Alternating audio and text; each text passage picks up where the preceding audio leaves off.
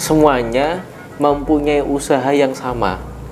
Bagaimana caranya mampu memahamkan dan dipahamkan. Betul, betul. Sehingga ketika frekuensi ini sudah masuk antara guru dan murid, antara ustadz dan santri, maka kemesraan seorang guru dan murid ini akan terjalin. Ya, ketika sudah mesra menjalin hubungan dalam dimensi ketika mesra dalam menjalin hubungan itu, maka muncullah dimensi-dimensi yang lain.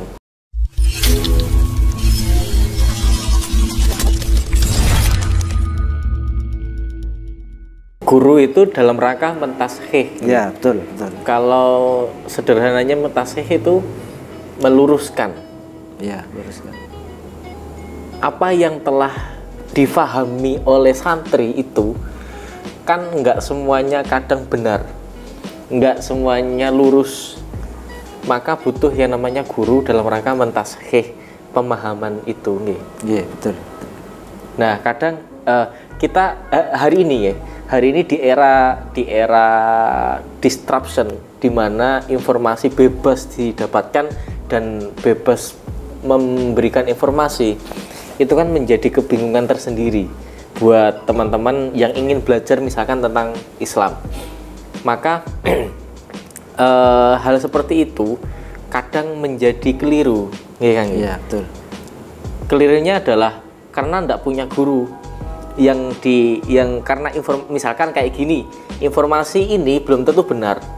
Informasi dari teman-teman platform atau podcast yang lain itu belum tentu benar. Nah, kadang kita nggak punya pegangan, kita nggak punya panduan, kita nggak punya cekelan, apa istilahnya, nggak punya pegangan untuk menjadikan prinsip dalam menjadikan prinsip dalam belajar agama. Ya. Itu kasus seperti itu kan marak terjadi, Kang. Gimana kira-kira tanggapan santri salaf nih? Pengalaman jenengan berada di pondok pesantren salaf. Jadi gini, Kang, ya. Sekarang kan orang itu lebih suka instan, kan, gitu. Kan, betul. Jadi kan belajar kan tanpa datang ke kiai, cuma dengan YouTube bisa, kan, gitu kan. Bahkan tidak hanya para santri, dai-dai juga banyak. Itu saya repot itu, Kang. Repot, kan. Gitu. Repot ya. Kalau ditanya mana sanadnya, Google, kan, gitu loh. Gitu. Jadi pesantren itu sangat, gimana istilahnya, sangat penting sekali, kan. Gitu, kan. Kenapa? Kalau kita belajar ilmu agama tak ada guru, itu kan dibaratkan kan belajar dengan setan, gitu loh, kan. Karena itu, gitu loh. Boleh kita itu belajar di YouTube, di Google boleh, asalkan apa? Asalkan keilmuan ulama itu sudah jelas, kan, gitu, kan. Kalau nggak gitu, kita sudah pernah belajar dan baru ngeh, oh ternyata ini yang dimaksud. Itu kira-kira ada kesinambungan nggak? Misalkan contoh nih ya, saya dulu ketika masuk pertama kali di pondok pesantren Al-Fatah, itu dapat pembelajaran tentang misal contoh tentang zakat. Dan itu sudah pernah saya pelajari. Dan karena jarang praktek, ya misalkan zakat mal, karena jarang praktek, karena masih pelajar, kan tidak wajib zakat toh, karena masih pelajar kan, belum punya usaha, belum punya hasil keuangan, kan nggak pernah praktek. Nah, sekarang saya punya bisnis, belajar lagi di Google. Nah, itu kira-kira sanadnya sambung nggak? Ya gini, Kang, kalau belajar di Google ya nggak apa-apa, asalkan tadi keilmuan gurunya itu istilahnya konten alim, kan, gitu, kan. Kedua, jadi penjelasannya itu tidak bertentangan, kan, gitu, kan. Mesti bertentangan bagaimana ya, tidak melenceng dengan ajarannya para ulama, kan, gitu. Jadi sebenarnya kan nggak apa-apa lah, apalagi sekarang ya banyak para ulama itu menijazahkan itu lewat YouTube, itu banyak. Apakah bisa diterima? Bisa. Bisa ya? Diterima. Kan gini loh, Kang, disamakan itu lah, seperti salam itu loh, Kang, ya. Salam di telepon atau salam di WA itu juga wajib dijawab, gitu, kan. Meskipun kan apun assalamualaikum di ayo wajib dijawab. Kenapa? Boleh kan gitu kan. Meskipun nggak langsung kan gitu kan. Sama dengan juga ulama memberikan apa keilmuan atau memberikan ijazah di YouTube kan nggak masalah. Sudah sambung gitu istilahnya gitu. Sama juga misalkan nikah nggih. Ya. Nikah lewat telepon kan bisa. Contoh calon saya di sana Ya. dan bersama dengan walinya, telepon dengan saya di sini misalkan. Ya. Kabul tuh nih bisa kan ya? Bisa kan. Asalkan tadi kan apa? Kan Tahu ada kan ada maksudnya tempat ruang dan waktu ini itu bisa disatukan. Ya. Tuh. Ini sama juga halnya ketika misalkan hari ini jenengan mensanatkan dan dilihat oleh teman-teman yang lain di lain waktu. Kira-kira juga atau konteksnya sama apa enggak dengan nikahi tadi? Sama Kang, kan gini asalkan tadi loh Kang apa? Dari tempat waktunya itu kita ketahui kan gitu kan, gitu kan. Saya Dan di sini paham, dan ya. paham ya. Kenapa? Itu juga sama-sama istilahnya itu sudah kelihatan kan gitu kan. Bukan apa? Bukan goib lagi. Kalau goib kan tempatnya nggak tahu, waktunya nggak tahu kan goib. Nah, Iya, kalau iya. sudah tahu tempatnya di Jakarta, Betul. tempat ini kan gitu kan. Saya juga pernah gini kan,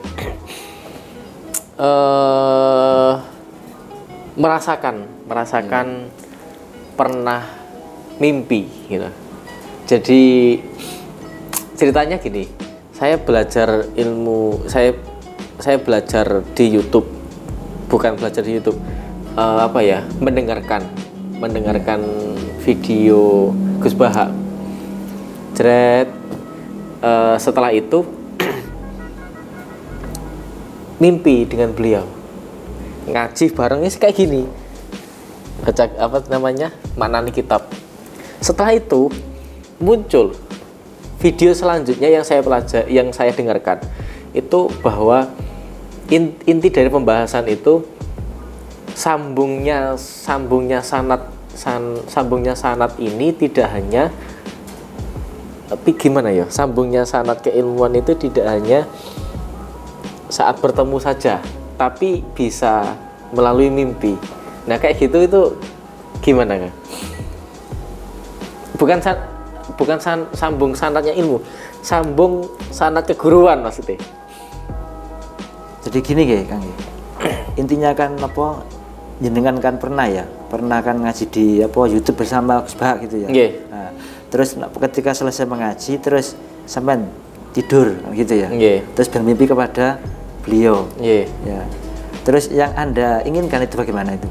Bukan yang saya inginkan. Setelah saya bangun tidur, Yeah. oh saya mimpi ya. Setelah itu kapan hari gitu, saya lihat video lagi, terus ada video yang muncul dari Gus Baha. Inti dari pembicaraan itu, inti dari pembicaraan video yang disampaikan Gus Baha bahwa sambungnya guru dan murid itu tidak hanya bisa melalui bertemu kayak gini, tapi di lain tempat tidak pernah ketemu pun bisa sambung. Ya.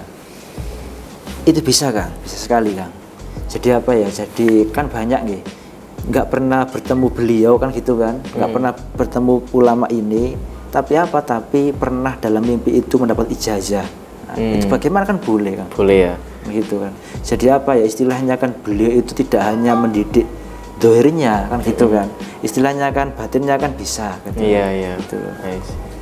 Jadi nggak harus bersamaan gitu. Nggih, maaf ya. Cerita tentang mengenai Mbah Maimun ya, saya itu sering sekali kan. Sering sekali orang itu bermimpi itu bertemu Mbah Maimun. Langsung dikasih ijazah. Itu tidak hanya 1, 2, 3, 4 orang. Sering sekali. Kang, bagaimana Kang? Kenapa Pak? Tadi malam itu saya itu sholat tahajud. Yeah. Kemudian saya berzikir. Terus kemudian saya itu ketiduran. Malam-malam itu saya itu bertemu Mbah Maimun. Terus saya bertanya gini, Mbah Maimun, bagaimana negara Indonesia kok ada penyakit corona seperti ini? Bagaimana solusinya Mbah Maimun? Kemudian Mbah Yai itu begini, kamu harus istiqomah membaca La ilaha illallah. la ilaha illallah. Nggih Mbah Yai. Kemudian bangun orang itu, Bang. Bangun, wah, alhamdulillah saya tadi malam itu bertemu dengan Mbak Maimun. Padahal Kang ya, tidak pernah bertemu, tidak pernah salaman. Dikasih ijazah la ilaha illallah. Apakah sambung? Ya sambung. Iya. Itu luar biasa itu kan.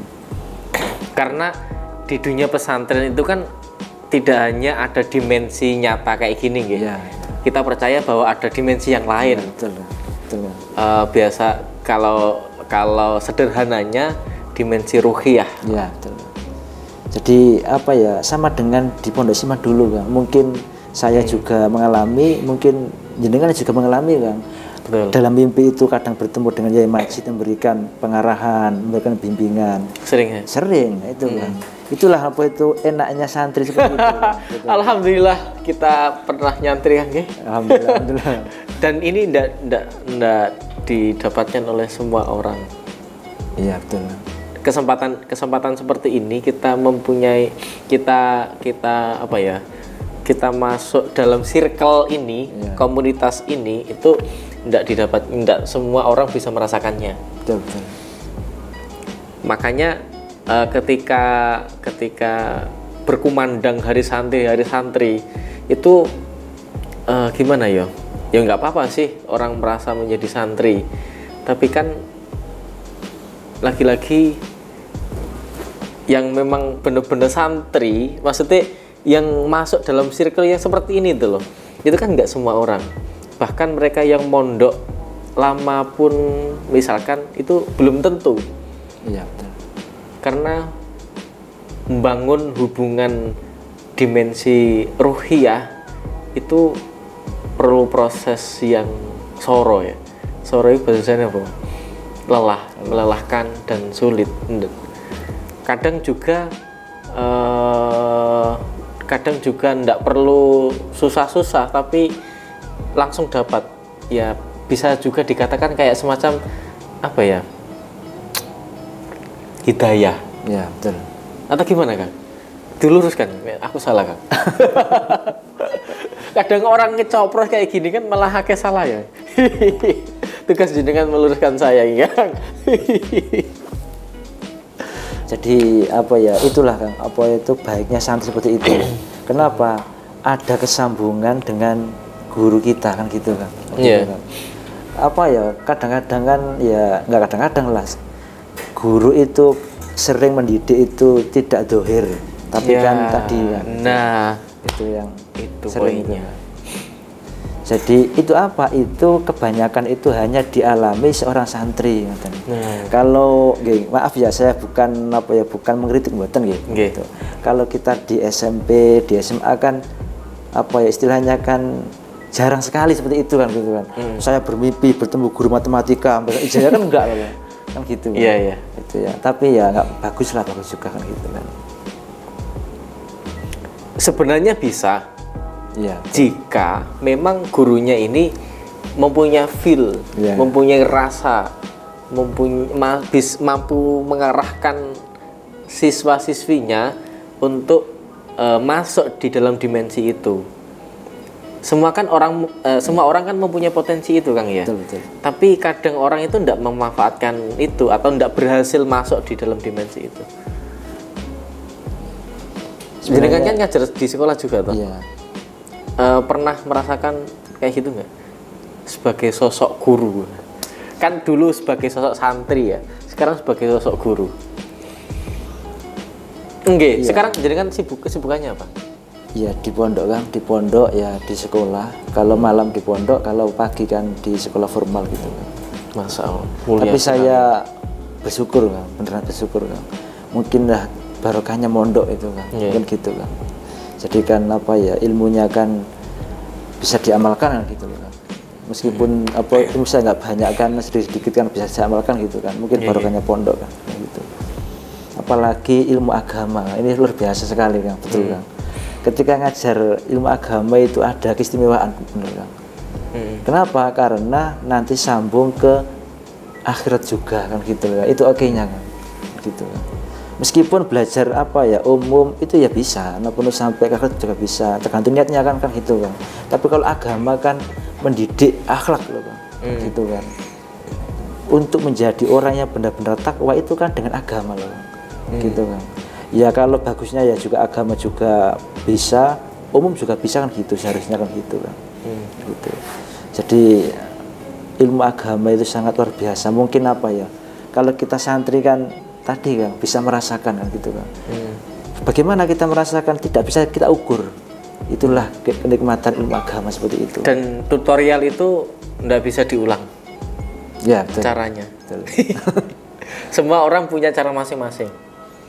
Iya, iya. Iya kan, Nggih? Betul. Nah, berarti sekarang jenengan ngajar nggih? Iya. Nah, tadi pertanyaan di awal tadi. Kalau dulu kan jenengan sudah berhasil merasakan bagaimana seorang santri kepada guru. Rasa santri kepada guru, ya kan, kepada kiai. Sekarang jenengan sebagai sosok guru nih, kan jelas ada rasa yang berbeda kepada murid-muridnya, santri-santrinya. Iya, Kang. Tapi gini, Kang ya, yang saya rasakan ketika awal mengajar ya, gitu kan. Saya itu sadar. Kenapa sadar? Karena banyak santri-santri itu memanggil dengan panggilan istimewa. Sekiranya itu apa ya, panggilan itu kayaknya nggak pantas kan, tapi Apa gimana lah? panggilannya apa? Ustadz. Nah, itu kan bagaimana kayaknya kan Ustadz, merinding loh. Itu kan merinding loh, Kang. Kan bisa merinding kan gini, kalau kita apa ya, kalau kita akhlak jelek kan malu loh, Kang. Ustadz tuh akhlaknya ngoten gitu kan, apalagi kalau ada cewek lewat langsung pelingaan kan malu, Kang. Nah itu levelnya itu kan begitu. Jadi tapi gini ya, saya akan menjadi guru di pondok ya, itu merasakan, Kang, oh saya ini sudah dianggap guru. Saya juga gini, punya kepinginan mempunyai murid yang taat, yang patuh, itu ada, Kang, gitu. Kenapa? Saya juga belajar bagaimana untuk tirakat kan gitu kan, nirakati santri kan gitu loh, Kang. Nirakati santri. Paling tidak kan setiap sholat didoakan gitu loh, Kang. Iya. Gitu. Jadi apa ya? Saya rasakan benar, Kang. Untuk menjadi apa istilahnya kan santri yang benar-benar baik harus punya akhlak yang baik pada guru, Kang. Gitu kan. Saya juga gitu. Kalau ada anak apa ya sekiranya kan berakhlak jelek itu ada perasaan, Kang. Oh guru seperti itu ya. Ternyata kan ketika ada santrinya itu akhlaknya itu jelek atau tidak sopan, kurang sopan, guru itu punya perasaan, duh santri kok seperti ini ya kan gitu loh, Kang. Itu apa? Saya sadarnya itu ketika menjadi guru, Kang. Ketika saya dulu ketika nyantri, kadang-kadang kan apa ya kurang sopan itu juga masa apa kan gitu. Nyalahkan guru aja. Oh gitu, guru kok rapat terus ngulang. Iya. Guru iki ngulangnya nggak enak ngulangnya kurang dapat ngono, kurang dapat dipahami. Itu kan kisah nggih, salah satu perihal tentang bagaimana menjadi sosok murid atau santri, menjadi sosok guru atau ustadz. Iya, betul. Itu semuanya mempunyai usaha yang sama. Bagaimana caranya mampu memahamkan dan dipahamkan. Betul. Sehingga ketika frekuensi ini sudah masuk antara guru dan murid, antara ustadz dan santri, maka kemesraan seorang guru dan murid ini akan terjalin. Ketika sudah mesra menjalin hubungan dalam dimensi ketika mesra dalam menjalin hubungan itu, maka muncullah dimensi-dimensi yang lain.